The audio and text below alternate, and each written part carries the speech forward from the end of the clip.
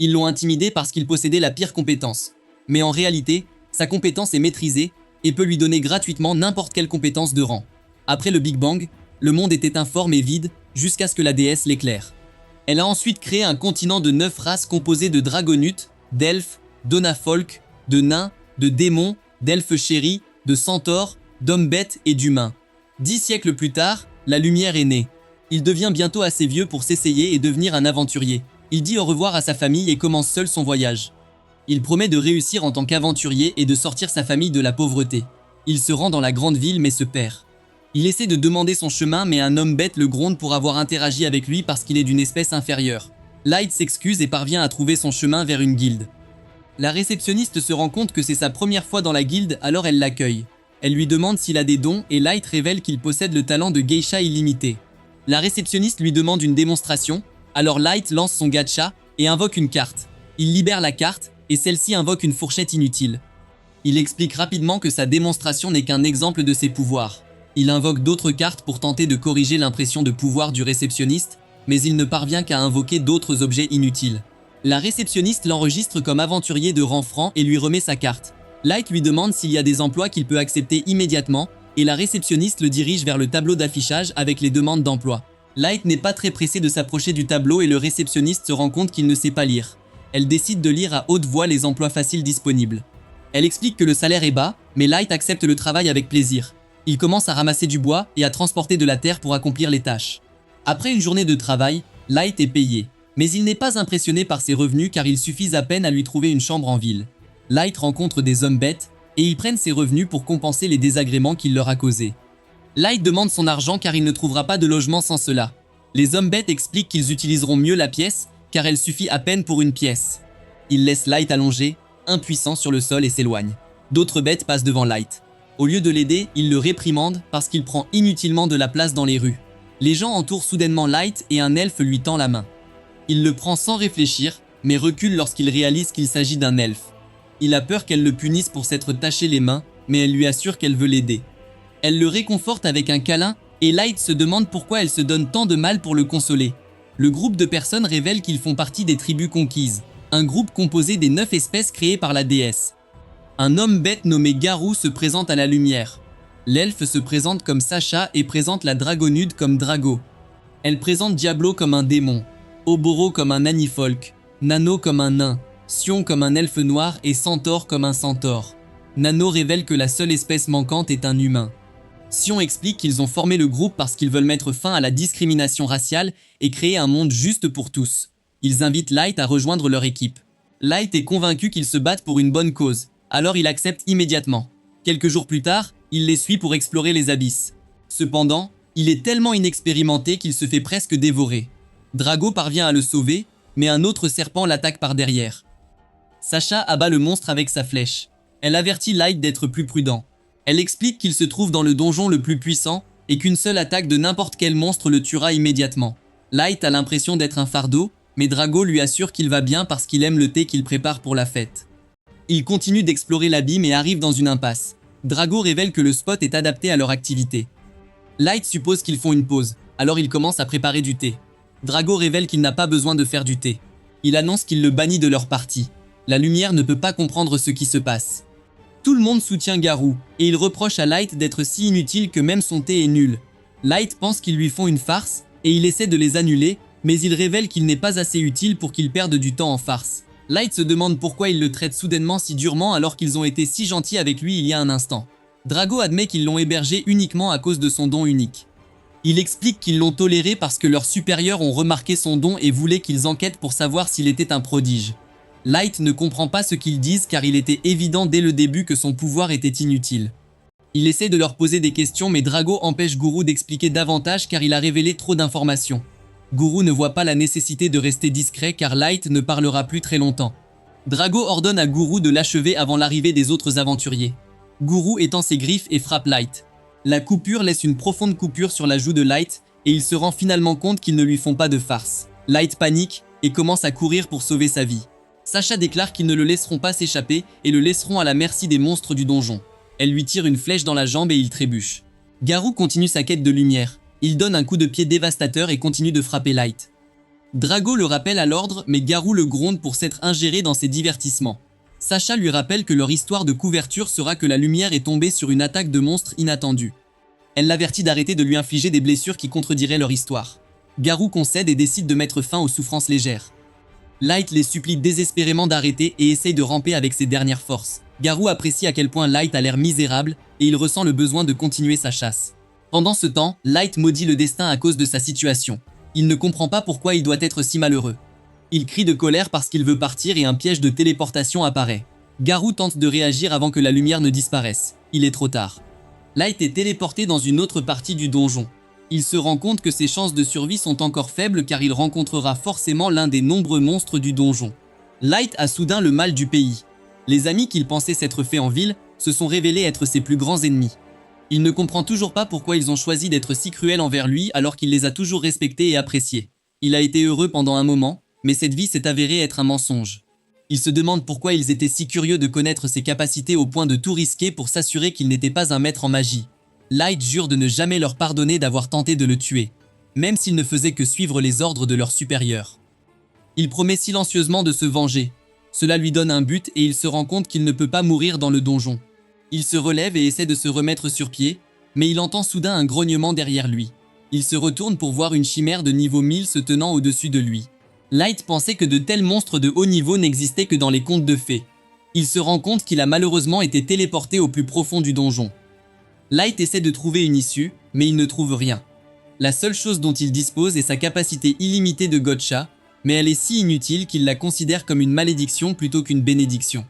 Cependant, Light canalise toute sa colère dans ses capacités. Il en a assez de la cruauté du monde et décide de prendre son destin en main.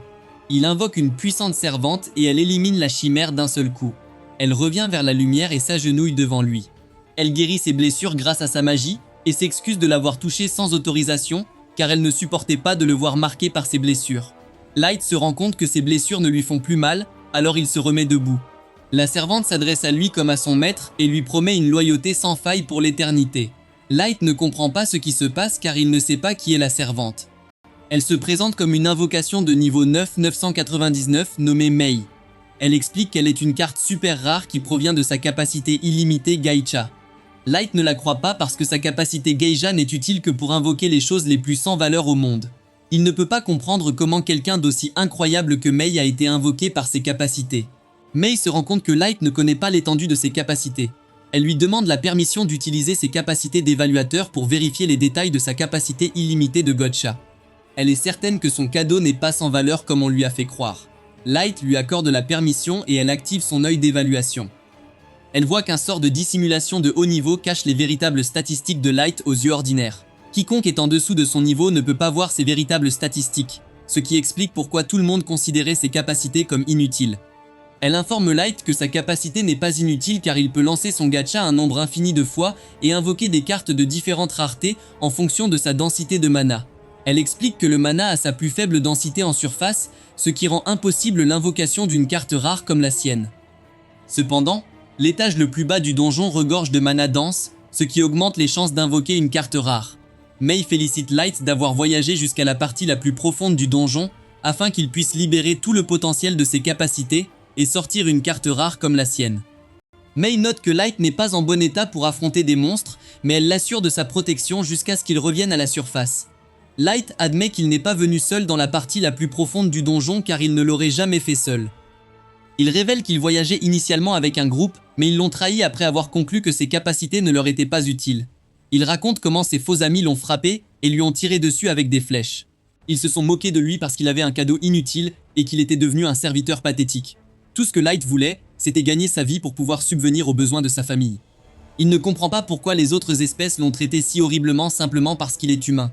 Light se sent tellement blessé parce qu'il croyait sincèrement à leur promesse de mettre fin à la discrimination raciale et de créer un monde juste où toutes les espèces peuvent prospérer.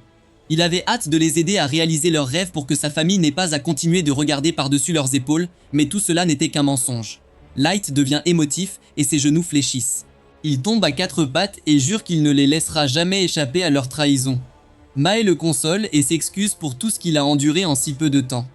Elle admet qu'elle ne pourra jamais comprendre la profondeur de sa souffrance parce qu'elle n'est qu'une convocation, mais elle sympathise toujours avec lui. Elle promet de lui prêter son pouvoir alors qu'il se venge de tous ceux qui lui ont fait du mal. Elle lui demande de donner l'ordre et elle jure de lui apporter les têtes de tout le monde. Light lui ordonne de se retirer, mais Mei insiste parce qu'elle ne pense pas qu'il mérite pitié. Light explique qu'il n'envisage pas d'avoir pitié d'eux. Il s'est rendu compte qu'il n'avait confiance qu'en eux et s'est retrouvé dans sa situation actuelle parce qu'il était faible et facile à exploiter. Il révèle qu'il veut devenir assez fort pour pouvoir se venger de sa main et obtenir le maximum de satisfaction au lieu de compter sur une femme de chambre pour faire le sale boulot. Il jure de les faire souffrir pour la façon dont ils l'ont traité. Il se tourne vers Mei parce qu'il est certain qu'elle va rire de sa promesse. Au lieu de cela, elle promet de l'aider à devenir suffisamment fort pour se venger comme il le souhaite. Elle révèle qu'elle a une confiance totale en ses capacités car elle est la seule à savoir ce qu'il peut vraiment faire. L'assurance de Mei donne confiance à Light et il la remercie de l'avoir soutenue. Il lance à nouveau son piège illimité alors qu'il commence à créer un royaume qui le rendra suffisamment fort pour mener à bien sa juste vengeance. 3 ans plus tard, Light a fini de construire son royaume au niveau le plus bas du donjon. Il descend vers son trône tandis que sa légion de servantes s'incline devant lui pour reconnaître sa présence. Il les félicite pour leur bon travail et ils commencent à rougir. Il chante ses louanges et imagine avoir la chance de marcher à ses côtés, tout comme Mei. Mei est fatigué de leur bruit et demande la permission à Light de les faire taire. Mais Light refuse parce qu'il apprécie cette attention supplémentaire. Light se dirige vers la ville et salue ses citoyens. Ils répondent à son salut et les vendeurs l'invitent dans leur magasin pour essayer leurs produits. Light promet de les essayer la prochaine fois. Un autre citoyen l'informe qu'il manque de collation. Il promet donc de relayer l'information à l'administrateur pour qu'il fasse des provisions. Mei promet de régler le problème le plus rapidement possible. Light envisage de revoir tout le système de son royaume, car celui-ci a connu une croissance exponentielle ces 3 dernières années, et les ressources disponibles peuvent difficilement subvenir aux besoins de la population. Il se demande ce que font les autres membres du Quatuor. Mei informe qu'Aoyuki explore les périmètres supérieurs de l'abîme et dresse une carte de sa structure. Mei s'inquiète pour elle parce qu'elle est si jeune, mais Light est certaine qu'elle peut prendre soin d'elle-même avec les monstres car elle est une dompteuse experte. Il se demande si Ellie a progressé dans sa mission et Mei l'informe qu'elle travaille dur pour développer une nouvelle magie adaptée à ses plans de vengeance. Light est satisfait de cette nouvelle. Il se demande ce que fait Nizuna et Mei révèlent qu'elle patrouille normalement dans le parc du château. Light retourne au château et se dirige vers sa salle du trône, mais il trouve Jack qui l'attend à la porte. Jack s'adresse à Light avec tant de désinvolture que Mei s'énerve et le gronde pour son insolence. Light l'écarte parce qu'il voit Jack comme son frère aîné. Il informe Mei qu'il va s'entraîner avec Jack et il se dirige vers un étage isolé des abysses. Light informe Jack qu'il ne se retiendra pas et Jack l'avertit de s'attendre au même traitement. Light charge Jack et lui donne un coup de poing dévastateur qui le repousse. Jack est surpris par la force que Light met dans leur duel lorsqu'il se rend compte qu'il n'a survécu que grâce à son corps de fer. Il le taquine pour qu'il se retienne un peu car sa puissance de frappe aurait tué une personne normale. Light lui rappelle qu'il ne se retient pas, alors Jack décide de faire correspondre son énergie. Pendant ce temps, Nazuna continue de patrouiller dans le château et tombe sur un groupe de servantes qui nettoient le parc du château. Il la salue et complimente son dévouement à son travail, mais Nazuna rejette leurs compliments parce qu'elle fait simplement ce que la lumière lui a demandé de faire. Les servantes sont curieuses de connaître la partie du château qu'elle patrouillera ensuite, et Nazuna admet qu'elle ne le sait pas encore. Elle se demande pourquoi elles sont soudainement si intéressées par son itinéraire de patrouille, et les servantes admettent qu'elles ont besoin d'elle pour accéder à un endroit top secret qui leur est interdit. Nizuna se demande de quel endroit elle parle, et les servantes avouent qu'elles ont besoin d'accéder à la chambre de Light.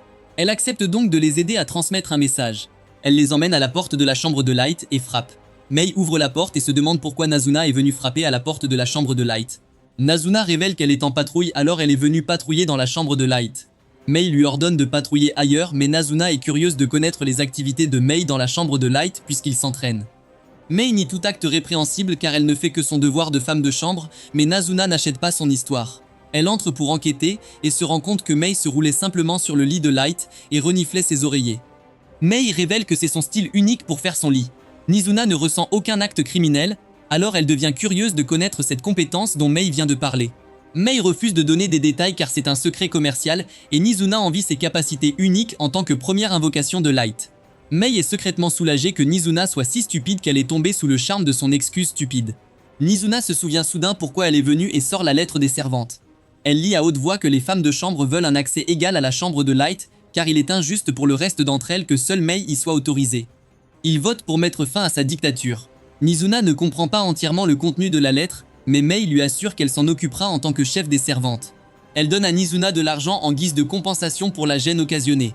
Nizuna est si heureuse qu'elle promet d'aider Mei si jamais elle a besoin de faveur. Elle s'en va délicieusement jusqu'à la pâtisserie la plus proche pour se procurer quelques gourmandises. Elle croise Aoyuki à son retour au château et se demande pourquoi elle ne mène pas à bien sa mission de reconnaissance de la forêt autour du gouffre. Aoyuki parle le langage des chats, mais Nazuna ne comprend pas ce qu'elle dit.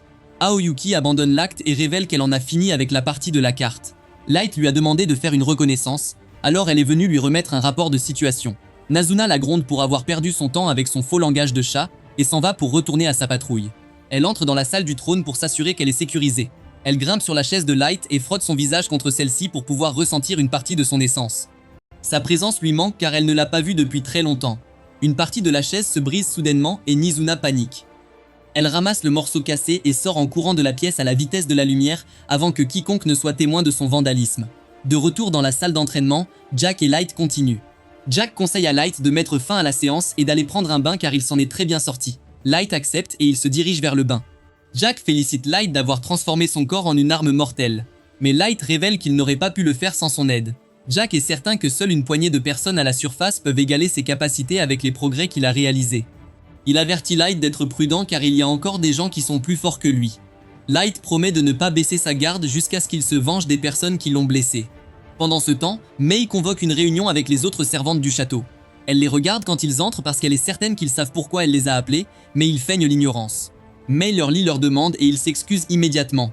Elle demande une explication et les femmes de ménage soulignent qu'elles essayaient simplement d'alléger sa charge de travail parce qu'elles pensaient qu'elle était trop occupée avec autre chose. Mais soulignent que leur intention ne correspond pas au ton utilisé dans la lettre. Elle est également déçue d'avoir demandé à Nazuna de lui remettre la lettre au lieu de lui faire part de leur demande en face. Les servantes commencent à se disputer entre elles. Mei est épuisée par leur acte. Elle retourne à son bureau et refuse leur demande. Elle leur confie le nettoyage du couloir de la salle du trône avec leurs mains à partir de ce jour. Les servantes protestent, mais Mei n'y prête aucune attention. Elle souligne qu'elle se dirigera vers la surface avec de la lumière dans quelques jours. Elle s'attend donc à ce qu'il se comporte au mieux en son absence. Les servantes baissent la tête et promettent de faire mieux. À l'extérieur du château, Nizuna aperçoit un gant dans un prêteur sur gage. Elle l'admire tellement qu'elle aimerait pouvoir mettre la main dessus, mais elle n'a pas assez d'argent. Ellie la bouscule et la taquine en faisant du lèche-vitrine pour des bonbons, mais Nazuna souligne qu'elle est en fait intéressée par le gant. Elle se demande ce que fait Ellie au royaume parce qu'elle était censée superviser un projet de construction. Ellie révèle que les choses se passent si bien qu'elle a suffisamment de temps libre pour revenir pour de brèves vacances. Elle reproche à Nizuna d'être si stupide qu'elle n'arrivait pas à comprendre cela. Nizuna refuse d'être traitée de déchet stupide parce qu'elle connaît toutes ses tables de multiplication. Elle commence à réciter la table de multiplication. Mais elle n'arrive même pas à bien faire les choses. Ellie se moque d'elle parce qu'elle a le QI d'une star. Et Nizuna répond par un retour. Ellie rappelle à Nizuna qu'elle n'est pas aussi importante pour Light car elle ne fait pas partie de son plan principal de vengeance. Nizuna souligne qu'elle patrouille sur ses ordres, mais Ellie révèle que ce n'est rien comparé au thé qu'elle a pris avec lui pendant qu'il décrivait l'avancement de leur plan.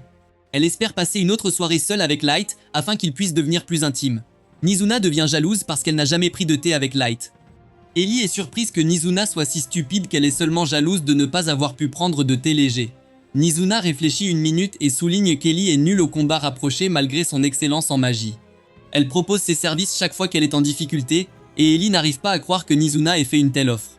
Nizuna ne comprend pas de quoi elle parle, alors Ellie décide d'accepter son offre avec une pointe de sarcasme. Nizuna ne le sent pas et elle s'en va continuer sa patrouille avec un air d'autorité car elle pense avoir gagné la bataille des mots. De retour au château, les jeunes servantes retournent dans leur quartier et protestent contre la décision de Mei parce qu'elles pensent qu'elle ne mérite pas d'être punie. Ils envisagent de la contacter pour signaler le problème à Light, mais ils décident de ne pas le faire car Mei aura toujours sa faveur. Ils décident d'accepter leur sort parce qu'ils sont impuissants, mais ils regrettent de ne pas avoir eu la chance de nettoyer la chambre de Light. Ils ne comprennent toujours pas pourquoi Mei ne les laisse pas nettoyer la chambre de Light malgré son emploi du temps serré. Ils commencent à y réfléchir et se rappellent que Mei était la première invocation de Light. Il n'a invoqué Aoyuki qui était la deuxième invocation que 3 mois plus tard. Il conclut qu'ils sont devenus proches pendant leur séjour seuls dans le donjon. Leur jalousie monte à un autre niveau car ils auraient adoré être dans une telle situation avec Light. Ils décident de canaliser leur jalousie dans une puissante malédiction et de la tester pour voir si elle se débarrasserait de Mei. Mei les surprend et les femmes de chambre tentent de cacher leur hostilité. Ils se demandent ce que Mei fait dans leur quartier et elle révèle qu'elle partait en mission lorsqu'elle a entendu les insultes qui lui étaient adressées. Elle s'approche d'eux et leur demande une explication sur le champ de la malédiction mortelle. Les servantes nient tout acte répréhensible car elles ne feraient jamais rien qui puisse lui faire du mal après lui avoir juré fidélité. Ils l'ont toujours considérée comme leur modèle et ont apprécié travailler avec elle. Mei ne tombe pas dans le piège de leurs mensonges car cela n'explique pas le chant de malédiction qui a causé sa mort. Les femmes de chambre abandonnent l'acte. Ils admettent qu'ils étaient jaloux d'elle parce qu'elle était la première à être invoquée par Light et qu'ils passaient tellement de temps ensemble. Mei révèle qu'après avoir été invoqué, Light s'est plongé dans les livres de mana et la pratique des arts martiaux pour perfectionner ses compétences avant d'invoquer Aoyuki. Elle souligne qu'ils n'ont jamais eu le temps de faire des choses inappropriées comme les fantasmes qu'ils ont en tête. Mei révèle qu'elle s'est arrêtée dans leur quartier parce qu'elle avait l'impression d'être trop dure avec eux, et sa punition était déraisonnable, mais ils viennent de lui en donner une justification. Elle décide d'alourdir leur punition en leur chargeant également de nettoyer la salle du trône. Les servantes tentent de protester, car elles n'auront pas le temps d'accomplir leur tâche. Mais Mei souligne qu'ils peuvent utiliser le temps libre qu'ils perdaient pour lui jeter une malédiction. Les servantes se rendent compte qu'elles n'ont d'autre choix que d'exécuter ses ordres. Ils se dirigent vers la salle du trône et commencent le nettoyage. Mais alors qu'ils nettoient le trône, le morceau cassé tombe. Elle s'endort en souhaitant le croiser le lendemain. Le lendemain, Light traverse le couloir et ouvre la porte de l'étage d'entraînement. Il trouve Nazuna en train de se disputer avec Ellie tandis qu'Aoyuki reste seul. Il les salue, et ils abandonnent immédiatement leur dispute et se précipitent pour le saluer. Ellie essaie de l'inviter dans un endroit isolé afin qu'ils puissent devenir intimes, mais Light lui fait signe de s'en aller parce qu'il a des choses plus importantes à faire. Un chien de l'enfer apparaît soudainement et interrompt leur conversation. Light ne peut s'empêcher de trembler car il se sent toujours impuissant, tout comme la première fois qu'il a rencontré un chien de l'enfer. Les dames sont tellement énervées par cette interruption que leur soif de sang atteint son maximum. Le chien de l'enfer succombe à leur aura, alors il leur demande de se retirer. Il se dirige vers le chien de l'enfer et s'excuse au nom de sa convocation pour lui avoir fait peur. Nazuna se demande de quoi il les a appelés pour parler, et Light révèle qu'il est temps de mettre leur plan à exécution car Mei l'a informé que sa proie est tombée dans son appât. Light est impatient de servir son premier plat de vengeance après l'avoir soigneusement planifié pendant 3 ans. La foule, composée de gens bêtes, acclame bruyamment Garou, l'homme-loup. Il leur fait signe, mais à l'intérieur il se sent fier et suffisant, pensant qu'il devrait continuer à le féliciter pendant qu'il se promène dans la ville. En marchant, Guru voit un garçon près d'une poubelle. Il méprise le garçon en pensant qu'il ne vaut rien, puis le jette au sol, lui crache dessus et s'éloigne. Ses acolytes le suivent, maudissant également le garçon. Plus tard, Guru s'assoit dans un bar avec ses acolytes. Ils admirent tout ce qu'il fait, même sa façon de boire. Il continue de remplir sa tasse. Guru leur dit de commander tout ce qu'ils veulent, se vantant d'avoir maintenant beaucoup d'argent. Un homme de main le félicite en disant qu'il est un héros pour des gens comme eux. Ils se souviennent tous de la façon dont il est passé du statut d'orphelin pauvre dans les bidonvilles à celui de bientôt chef de meute, et ils trouvent son histoire inspirante. Un autre homme de main ajoute qu'ils sont sur le point de devenir les chefs officieux de la tribu des loups. Guru répond que ce n'est pas facile. Il faut apprendre à utiliser les instincts naturels avec lesquels les gens sont nés de manière intelligente. Les autres ne cessent de le féliciter en disant qu'il est encore plus impressionnant que les dragonutes. Garou répond que tout se résume au nez. L'odorat est le véritable pouvoir. Il explique que savoir distinguer les bons emplois des mauvais par l'odeur est la façon dont il a obtenu de grandes opportunités. Un autre homme de main évoque un travail d'il y a 3 ans impliquant les tribus conquises. Guru le ferme rapidement en disant que la fédération ne lui permettra pas d'en parler. Celui qui a demandé recule et s'excuse. Pourtant, Guru pense que c'est le travail le plus facile qu'il ait jamais fait. Tout ce qu'il avait à faire était de tuer un garçon humain faible qu'il pensait être un maestro.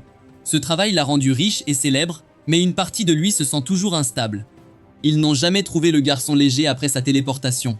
Garou est sûr que l'enfant n'a pas survécu, mais il y a une petite partie de lui qui se demande quelle ville le garçon essayait d'atteindre. Il sait cependant que poser trop de questions pourrait entraîner des problèmes, et il n'a pas l'intention de gâcher les choses en étant curieux. Alors qu'il réclame une autre tournée de boissons, une femme s'approche du groupe et s'excuse de l'avoir interrompu. Garou traverse une grotte sombre et tortueuse aux côtés de son groupe de loups-garous. Le chemin est étroit, accidenté et humide, et leurs pas résonnent sur les murs de pierre. Une jeune femme marche avec eux, la respiration lourde, le pas tremblant. Elle a l'air épuisée. Guru lui jette un regard aigu et lui demande si elle va bien. Elle se force à sourire et dit oui, leur disant de ne pas s'inquiéter pour elle. Guru lui fait un sourire froid et sinistre. Au fond, il espère qu'elle pourra tenir encore un peu. Après tout, lui et ses hommes ont déjà passé 1 mois entier à la guider à travers les parties dangereuses et tortueuses de ce donjon. Ses pensées reviennent au moment où elle est venue le trouver pour la première fois. Elle demanda s'il était bien Garou, l'ancien membre des tribus conquises. Il l'a admis, curieux de savoir pourquoi elle le recherchait, et lui a demandé ce qu'elle attendait de lui. Elle s'est présentée sous le nom de Mei, disant qu'elle vit au service de son maître, Light. Elle lui a dit qu'elle était sa servante la plus fidèle, et ses paroles ont complètement pris Garou au dépourvu. Mei a poursuivi en disant qu'elle cherchait depuis longtemps où se trouvait Maître Light. Maintenant, Garou commença immédiatement à se demander ce qu'elle savait vraiment. Puis Mei a révélé quelque chose d'encore plus choquant. Elle a dit que Light était de sang noble. Guru rit presque avec incrédulité. Il marmonne même dans sa barbe en traitant Light de petit idiot, comme si l'idée qu'il soit un noble était une sorte de blague. Mei dit qu'elle ne peut pas partager de détails, alors elle espère que personne ne la poussera à en dire plus. Guru pense que les supérieurs doivent déjà tout savoir sur la lumière, à l'exception de son sang noble. Pourtant, il ressent un frisson. Si Mei dit la vérité, cela pourrait signifier une grosse somme d'argent. Malgré cela, il ne lui fait pas entièrement confiance. Mei explique qu'elle cherchait la lumière et qu'elle n'a appris que récemment qu'il avait rejoint un groupe d'aventuriers. Avec cette nouvelle est venue la nouvelle qu'il était mort dans l'abîme. Elle veut se rendre là où il a été vu pour la dernière fois et demander à Garou de l'escorter. Pour le convaincre, elle lui propose 3 gros lingots d'or. Cela rend Garou méfiant. Payer autant juste pour une escorte, c'est bizarre, peut-être même comme un piège. Il accepte néanmoins, pensant qu'elle ne représente pas beaucoup de danger. Il se dit que lui et Light étaient des amis proches, alors il veut l'aider. En tant que futur chef de la tribu des loups, il décide d'amener ses meilleurs guerriers pour explorer le dangereux donjon. Mei est reconnaissante. Maintenant dans le présent, Guru regarde Mei à bout de souffle. Il garde ses pensées pour lui, planifiant déjà quoi faire une fois arrivé à destination. Bientôt, ils arrivent à l'endroit où la lumière est tombée autrefois. Guru explique qu'ils ont été pris en embuscade par des monstres. Light a été grièvement blessé puis pris dans un piège de téléportation. Après cela, il a disparu et ils ne l'ont plus jamais revu. Garou essaie de réconforter Mei en lui disant qu'il a fait tout ce qu'il pouvait, même si ses propres hommes avaient déjà bouclé la seule issue. L'expression de Mei change soudainement. Son ton devient froid alors qu'elle raconte comment son cœur se brise pour la lumière, entraînée dans cette partie cruelle du donjon et trahie par ses proches. Elle dit que si elle était arrivée plus tôt, elle ne l'aurait jamais laissé souffrir, surtout pas la douleur d'être frappée par des coups de pied ou des flèches. En entendant cela, Garou recule rapidement, surpris. Mei est toujours à genoux, ses instincts s'enflamment. Il ne comprend pas comment elle connaît ces détails. Seules les tribus conquises et une poignée de hauts fonctionnaires de nations puissantes ont jamais appris la vérité. Les soupçons l'envahissent. Il lui crie dessus en exigeant de savoir qui elle est vraiment, l'accusant d'être une espionne d'une autre tribu. Mais Mei répond froidement. Sa loyauté, dit-elle, n'appartient qu'à la lumière. Et bientôt, ajoute-t-elle, ils verront qui est vraiment pourri lorsque leurs entrailles seront renversées sur le sol. Alors qu'elle les regarde, un vent sauvage souffle dans les airs. Garou ressent quelque chose auquel il ne s'attendait pas, la peur. Son corps tremble lorsqu'il réalise qu'il l'a peut-être sous-estimée. Jusqu'à présent, il pensait qu'elle n'était qu'une humaine. Mei se tient debout, crépitant d'une énergie sauvage et informe. Ses yeux froids brillent d'une lumière bleue. La peur de Garou s'approfondit. À ce moment-là, il croit vraiment qu'il est déjà mort. Puis, depuis l'ombre, une voix familière résonne dans l'espace. C'est Light qui dit calmement à Mei de se retirer. Elle obéit instantanément, reconnaissant sa présence. Garou et ses hommes sont stupéfaits lorsqu'ils se retournent pour voir une silhouette masquée s'avancer. Ces soldats loups-garous supposent que le garçon doit être venu avec d'autres. Personne ne devrait pouvoir y arriver seul. Ils se tournent vers Garou pour obtenir des ordres, ne sachant pas quoi faire, mais Garou est gelé. Le garçon masqué retire sa capuche, et Guru le regarde avec incrédulité. C'est Light, celui qu'il croyait mort. Son esprit se rend compte que Light se tient là, souriant, et dit qu'il est de retour pour se venger avec 3 ans de vengeance. Les hommes de Guru s'inquiètent de demander ce qui se passe, mais Guru éclate de rire. Il se moque de l'idée qu'un humain de niveau 15 comme Light puisse éventuellement lui faire face, un guerrier de niveau 150. Il remercie même les dieux pour la folie des humains. Il ne sait pas comment Light a survécu, mais dit que Light a commis une erreur fatale en revenant. Garou porte ses crocs et déclare que tuer Light garantira sa place de roi des hommes bêtes. Il ne s'intéresse pas aux explications, ne se soucie pas de la façon dont Light a vécu ou de la raison pour laquelle Mei le sert. Pour lui, c'est juste par chance que Light est échappé à l'abîme la première fois. 2 loups-garous chargent Light, s'attendant à une mort facile. Mais avant qu'il puisse réussir, Mei bouge. En un instant, les 2 attaquants tombent, vaincus sans effort par ses frappes rapides et précises. Mei prévient que quiconque menace Light perdra la tête. Light la remercie, la faisant rougir, et lui demande gentiment de bloquer la sortie. Elle accepte, déclarant que personne ne s'échappera. Les puces paniquent. Ils n'ont pas compris ce qui s'est passé parce que Mei était trop rapide.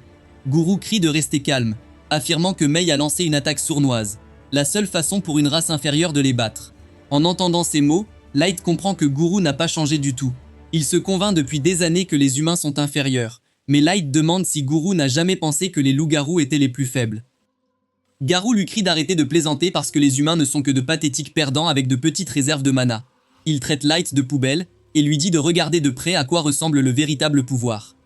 Il révèle que son niveau est de 158, mais cela n'impressionne pas Light. Il sait que les niveaux atteints par chaque race sont différents, c'est pourquoi tout le monde fait preuve de discrimination à l'égard des humains. Ils ont le plafond de niveau le plus bas. Garou est d'accord et prétend que sa race est plus élevée dans la chaîne alimentaire, mais Light se moque de lui. Il veut que Garou, quelqu'un d'une race supérieure, explique comment 2 de ses hommes sont morts. Garou regarde la tête de ses hommes et pense que Light a utilisé la magie ou un truc. Il lui dit d'arrêter d'agir de manière arrogante et ne comprend pas pourquoi les yeux de Light sont fixés sur lui. En une fraction de seconde, tous les sacs de puces sautent sur Light pour le tuer, mais il ferme simplement les yeux et les bat. Tout le monde est jeté au sol et Light s'approche de Garou pour lui demander s'il a déjà fini. Le loup-garou sent les yeux de Light le fixer comme s'il était inférieur. Ce sentiment l'irrite. Il veut se venger et essaie de se relever tout en traitant Light de perdant et en affirmant qu'il est meilleur qu'un simple humain. Il recule pour s'éloigner de Light et déchire la poche de sa chemise pour révéler une pierre. Il prétend qu'il effacera cette expression du visage de Light et jette la pierre au sol. Il appelle une bête magique Fenrir à apparaître, révélant une énorme bête loup de niveau 500. Garou prétend qu'il s'agit de son arme secrète et la plus puissante, ce qui suscite les éloges de ses partisans. Cependant, la taille de Light. Parce que cette bête de niveau 500 est encore trop faible, le loup-garou est confus et pense que Light est tellement perdu dans la peur qu'il est devenu délirant et qu'il devrait commencer à mendier pour sa vie, comme il l'a fait il y a 3 ans. Il se moque de lui en disant qu'il veut que Light se mette à genoux et supplie d'être épargné. Cependant, Light dit simplement à cette crétin de le faire parce qu'il ne quittera pas sa place. Guru s'énerve et décide d'effacer Light de l'existence. Il dit à son Fenrir de lancer Blazing Hole, créant un énorme faisceau laser dirigé vers la lumière. L'attaque crée une énorme explosion et Garou affirme joyeusement qu'il s'agit de la puissance d'un monstre entier de niveau 500 utilisant tout son mana. Il prétend que c'est plus que suffisant pour faire un barbecue humain, mais il est choqué de voir que Light est toujours là. L'enfant n'a subi aucun dégât et se moque de Garou pour avoir donné un nom fantaisiste à une compétence qui ne fait que soulever de la poussière. Il s'éclaircit et demande si Garou a décidé d'arrêter de faire des bêtises, mais le chien ne comprend pas ce qui se passe. Le reste du groupe a peur parce que Light a réussi à survivre. Et Garou réalise enfin que Light est assez fort pour subir une attaque de monstre de niveau 500 directement sur son visage. Sans attendre, Light sourit et dit que c'est son tour maintenant. Il dit à Garou qu'il ne devrait pas nommer Fenrir un monstre aussi faible, car cela donne aux gens une mauvaise impression. Il décide de lui montrer la vraie affaire et sort une carte ultra rare de niveau 9000. La carte brille et invoque le dieu loup Fenrir. Garou et ses camarades sont choqués, mais Light ne perd pas de temps et dit à son Fenrir de tuer le faux. Le dieu Fenrir laisse échapper une brise froide et gèle complètement l'autre monstre avant de le briser. Garou n'en croit pas ses yeux et tombe à plat ventre. Tout le monde est confus. Garou n'arrive pas à croire que Light est un monstre assez fort pour anéantir son Fenrir sans même lever la patte. Cependant, Light se moque de lui en disant que non seulement il contrôle cette bête, mais qu'il aurait facilement pu gérer une bête de niveau 500 par lui-même. Garou ne comprend pas ce que signifie Light. Light caresse le Fenrir comme un bon chien et dit à Guru de voir par lui-même. Soudain, le niveau de Light apparaît et Guru panique. Il est niveau 9999. Tout le monde est confus et pense que c'est une blague car les humains devraient être au maximum de niveau 100. Guru prétend que Light est un imposteur parce que son apparence n'a pas changé depuis 3 ans et qu'il n'a pas grandi. Cependant, Light révèle qu'il utilise le bracelet de la jeunesse pour arrêter de vieillir. Il explique qu'il ne l'utilise que pour se rappeler toute la douleur, la colère et le désespoir que Garou et les autres lui ont fait ressentir à l'époque.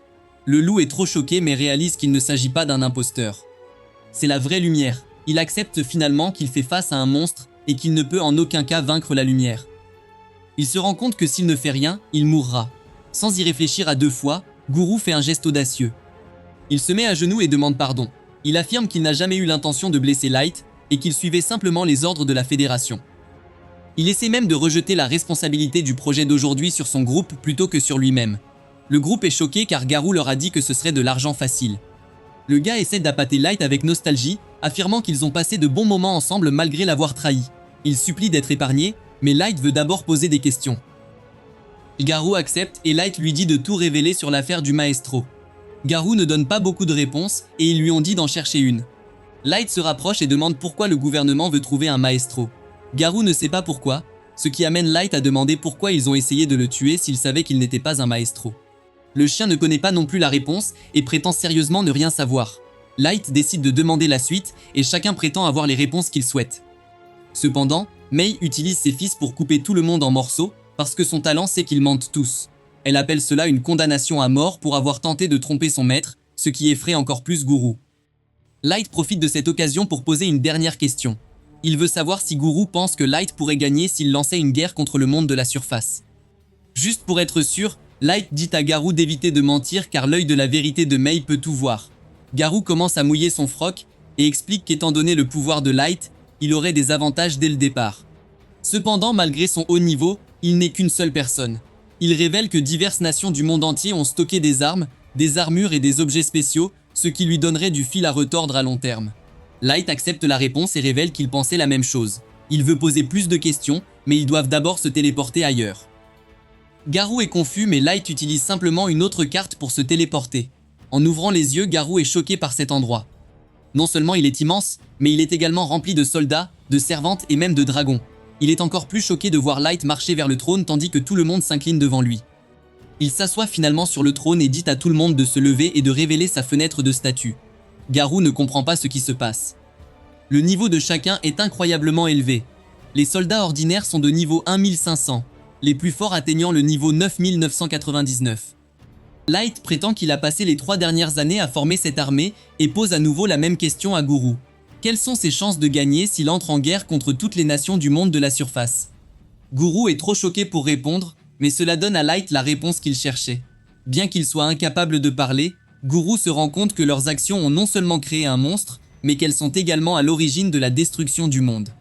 Il pense que la lumière est le monde de la destruction et demande s'il essaie de devenir un dieu. Light n'y a jamais pensé, mais il aime le son.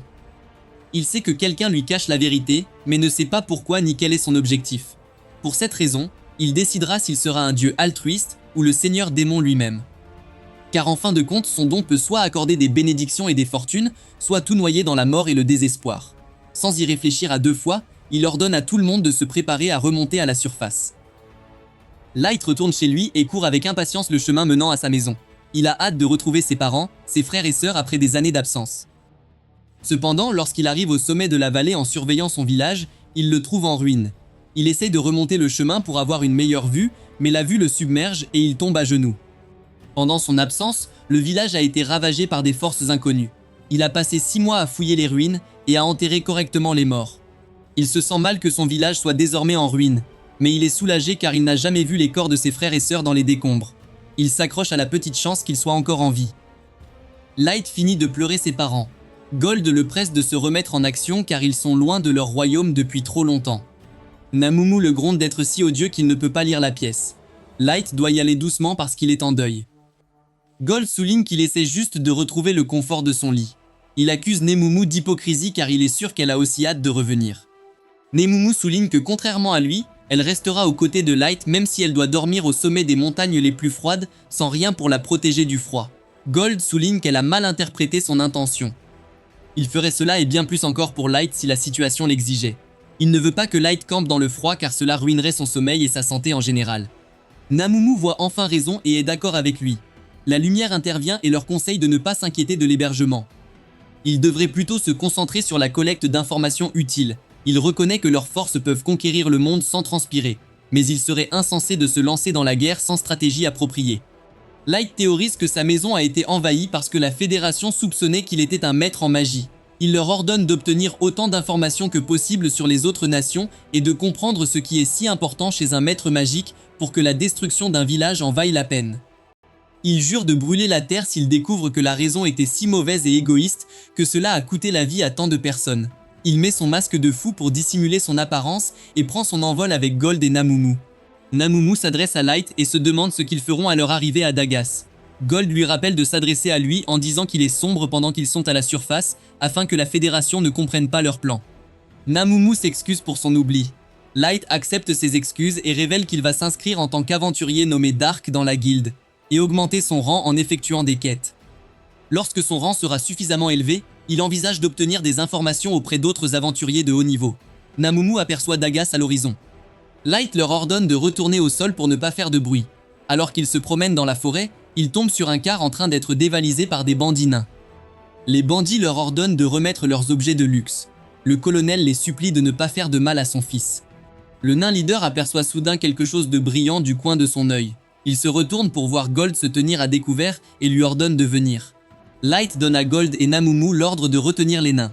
Ils en font un travail rapide. Le colonel propose de les conduire en guise de paiement pour leur avoir sauvé la vie. Il suppose qu'ils vont à Dagas parce qu'ils veulent explorer le donjon en tant que groupe d'aventuriers. Light explique qu'ils ne sont pas encore des aventuriers, mais qu'ils vont en ville pour s'inscrire comme tels. Le colonel admet qu'ils vont au bon endroit, car Dagas est la frontière entre le royaume humain et la reine elfe, ce qui en fait un refuge pour les meilleurs donjons.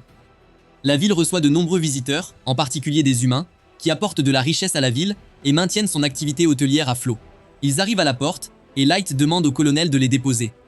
Le colonel est réticent parce qu'il n'a pas l'impression d'en avoir fait assez pour les rembourser. La lumière dissipe son hésitation car il les a aidés à localiser la guilde. Le colonel propose de leur offrir un hébergement gratuit dans son hôtel s'ils envisagent de passer la nuit. Il les laisse à la porte, mais son fils lui fait remarquer qu'il est inhabituel que des débutants soient aussi forts. Le colonel admet qu'il a raison et conclut que des circonstances uniques les ont rendus si forts. Light entre dans la ville avec Gold et Namumu, qui admirent la vue car c'est leur première fois à la surface. Gold remarque qu'il y a de nombreux stands vendant des armes. Light explique que la ville abrite de nombreux nains spécialisés dans la forge. Il les emmène à la guilde. Namumu remarque que la plupart des aspirants aventuriers sont des humains. Un démon passe devant des humains rassemblés autour du tableau de quête, et ceux-ci s'écartent précipitamment de son chemin. Light comprend que les humains sont toujours traités comme une espèce inférieure, en raison de la réaction de l'humain au démon. Il se dirige vers la réception. La réceptionniste classe Light comme un aventurier de premier rang. Namumu proteste parce que Light ne devrait être rien de moins qu'un aventurier de rang S, mais la réceptionniste souligne que tous les aventuriers doivent commencer au rang F, quelle que soit leur compétence ou leur classe. Light s'excuse auprès de la réceptionniste pour l'attitude de Namumu et accepte de s'inscrire en tant qu'aventurier de rang franc. Il retourne dans la rue. Namumu s'effondre parce qu'elle est déçue d'elle-même pour avoir tellement foiré que Light doit s'excuser pour elle. Light la console et lui conseille de ne pas être trop dur avec elle-même, mais Gold la taquine pour lui avoir causé tant de problèmes. Il se dirige vers l'hôtel du colonel. Son fils les conduit à l'intérieur pour rencontrer le colonel à la réception. Light l'informe qu'ils sont venus faire des réservations, mais souligne qu'ils souhaitent faire des demandes spéciales.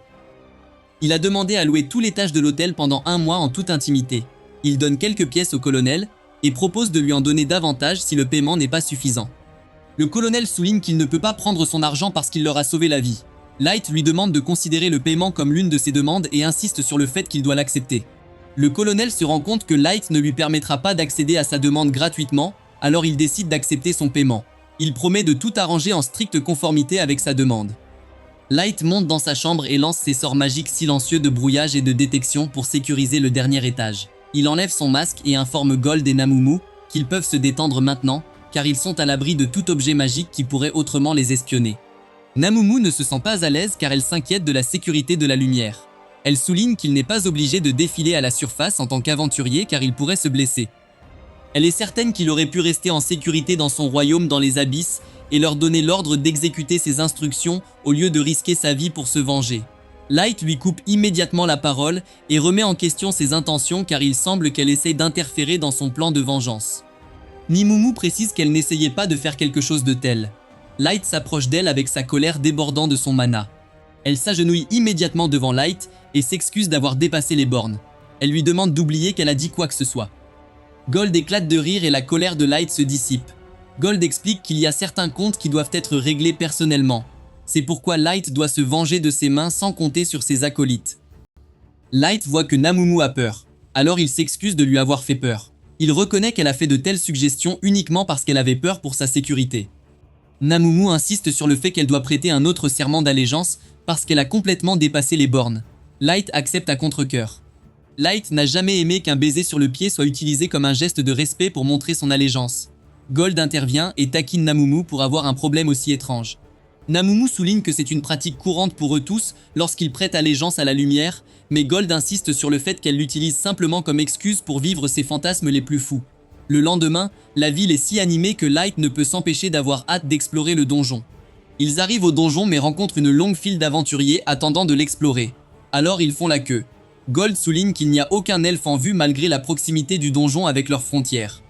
Light suppose que leur absence est le résultat d'un conflit entre le royaume nain et la reine elfe. Namumu félicite les connaissances de Light car il a toujours des réponses aux questions les plus difficiles. 3 personnes ont soudainement coupé la file de quelques aventuriers devant eux. Namumu se met en colère. Light les évalue et découvre que le gars qui porte le sac est le serviteur, tandis que le gars du milieu est un combattant correctement entraîné qui a encore de nombreuses faiblesses. Le premier homme attire son attention car il ressemble à un combattant chevronné avec une arme lourde dissimulée dans le dos. Les aventuriers débutants dont la lignée a été coupée se demandent quoi faire, car ils ne veulent pas risquer de se battre avec des personnes d'une autre espèce. Light intervient et appelle le combattant cagoulé. Il le gronde pour avoir coupé la ligne parce que c'est mal, mais le combattant est en colère que Light ait l'audace de s'adresser à lui comme ça. Light souligne qu'il ne s'adresse à lui que parce qu'il a coupé la ligne, mais le combattant insiste sur le fait que Light n'a pas le droit de lui parler, car il ne sait pas qui il est. Light admet qu'il ne sait pas qui il est parce qu'il cache son identité derrière une cagoule, mais souligne que s'il est vraisemblablement une personne célèbre, c'est une raison de plus pour laquelle il ne devrait pas couper les lignes. Gold et Amumu soutiennent Light et avertissent le combattant de revenir au début de la ligne. Kito est tellement en colère qu'il tente de dégainer son épée, mais l'intermédiaire l'arrête. Il lui rappelle que provoquer une scène ruinera leur plan, surtout s'il dégaine son épée, car il est certain de causer de grandes destructions. Kito se retient et retourne au début de la file, mais il promet de faire payer Light pour l'avoir embarrassé. Les humains autour de Light le félicitent d'avoir défendu leurs intérêts. Ils soulignent qu'ils en ont assez d'être traités comme s'ils n'existaient pas et le remercient d'avoir dénoncé leur discrimination. L'un des rookies s'approche pour remercier Light et explique qu'ils avaient trop peur pour dire quoi que ce soit parce qu'ils avaient peur de commencer un combat qu'ils ne pourraient pas terminer. La lumière exprime leur remerciement car sa réaction a également servi son intérêt puisqu'il est derrière eux. L'un des débutants laisse sa pensée intrusive prendre le dessus sur lui et se demande à voix haute si l'armure de Gold est en or. Les autres le grondent parce qu'il est si bête, mais il insiste pour obtenir une réponse car il sait qu'ils sont aussi curieux. Gold est sur le point de répondre, mais Nemomu l'interrompt et informe les enfants que son armure est fausse car il est inutile de fabriquer une armure avec quelque chose d'aussi léger que l'or. Les recrues s'excusent pour la curiosité de leur ami, mais Light explique que Gold a choisi de porter une armure dorée pour faire de lui l'exemple parfait d'un chevalier en armure étincelante. La recrue principale se demande si c'est la première fois qu'elle s'aventure dans le donjon. Light l'admet. Il se demande comment le responsable pourrait le savoir. Le responsable explique que les gens campent généralement dans le donjon parce qu'il est si vaste. Il a compris que c'était leur première fois parce qu'ils n'avaient pas de matériel de camping comme les autres aventuriers qui avaient déjà exploré le donjon. Light les remercie pour l'information, mais les recrues se sentent mal de ne pas pouvoir les aider davantage. Le maître du donjon appelle le groupe des recrues et ils disent au revoir à Light avant d'entrer. Light se rend compte qu'ils sont tellement habitués à avoir une boîte à objets pour le stockage qu'ils ne se soucient pas des fournitures. Namumu suggère qu'ils portent de faux bagages la prochaine fois pour qu'ils aient l'air à la hauteur et ne donnent pas l'impression qu'ils sont maîtrisés. Le maître du donjon appelle le groupe de Light et il se dirige vers l'intérieur. Light souligne que c'est la première fois qu'il entre dans un autre donjon que l'abîme. Il est curieux de savoir comment fonctionnent les donjons car chacun d'eux a une structure différente. Light souligne qu'ils doivent scanner le cœur de chaque donjon pour découvrir le secret qui se cache derrière, mais même Ellie n'a pas réussi à y parvenir. Il explique que les donjons sont remplis de mana qui devient plus fort à mesure qu'ils s'enfoncent. Cela crée une variété de pièges et de monstres dans différents donjons, rendant les possibilités infinies. Ils sortent sur un rebord avec vue sur le donjon. Light reconnaît que les donjons se trouvent dans un monde à part. La lumière déclenche le vol et dissimule la magie, et il commence à survoler la vaste étendue de terre. Il utilise également la clairvoyance pour trouver le chemin le plus court vers l'étage suivant. Gold le félicite pour son QI. Cependant, il souligne que leur exploration sera ennuyeuse car ils ne bénéficieront pas de l'expérience complète du donjon. Pendant ce temps, Kito entre dans le donjon et dégaine immédiatement son épée. Il laisse échapper sa colère contre certains malheureux monstres qui s'approchent de lui. Il est en colère contre l'insolence de Light pour dénigrer un chevalier blanc du royaume elfique qui a le sang d'un maestro. Yona calme Kito et lui rappelle qu'ils sont là pour le troll au 3e étage. Il lui conseille de mettre sa colère de côté et de se concentrer sur leur objectif, mais Kito le fait taire parce qu'il est la raison pour laquelle Light s'est enfui si facilement après l'avoir insulté. Kito attribue également sa situation difficile à son faible niveau. Yanank souligne qu'il est déjà au niveau maximum des elfes, donc il ne peut rien y faire. Kito ignore l'explication de Yanok et jure de devenir suffisamment fort pour être digne de son titre de héros légendaire, afin de pouvoir écraser quiconque se met en travers de son chemin. Yanok sympathise avec Kito parce qu'il comprend ce qu'il ressent. Il a été exilé du royaume elfique en raison de ses recherches inhabituelles. Mais il est déterminé à honorer son alliance avec Kito et à mettre ses recherches à profit en l'aidant à monter de niveau. Cependant, Kito garde secrètement rancune contre Yannak et envisage de se débarrasser de lui après l'avoir utilisé pour obtenir ce qu'il veut. Plus tard dans la journée, Light et son groupe battent des trolls au 3e étage. Ils décident de l'arrêter un jour après avoir récupéré leur goutte magique comme preuve pour la guilde. Ils commencent à revenir, mais Light remarque le groupe de recrues entouré de gobelins. Gold découvre que les 3 recrues debout ensemble sont des combattants, tandis que la recrue à l'arrière est leur guérisseur. Il est certain qu'ils n'auront pas de problème. Light repère une autre menace que le groupe des recrues n'a pas remarquée. Le groupe de recrues se débarrasse des gobelins, mais Light élimine un serpent de brousse qui rampe derrière eux. Il les avertit de ne jamais baisser la garde, même si la zone semble sûre. Les recrues le remercient de les avoir sauvés, mais Nemomus sent soudain qu'ils ont de la compagnie. De grands loups de brousse surgirent soudainement de la forêt. Les débutants sont surpris car ils sont censés vivre au fond de la forêt. Les recrues décident de battre en retraite parce qu'ils ne peuvent pas combattre les loups, mais Light leur ordonne de tenir bon car ils ne constituent pas une menace. Les loups les dépassent en courant. Les recrues se demandent quelle est la menace. Une mante mutée émerge de la forêt derrière les loups et leur fait face.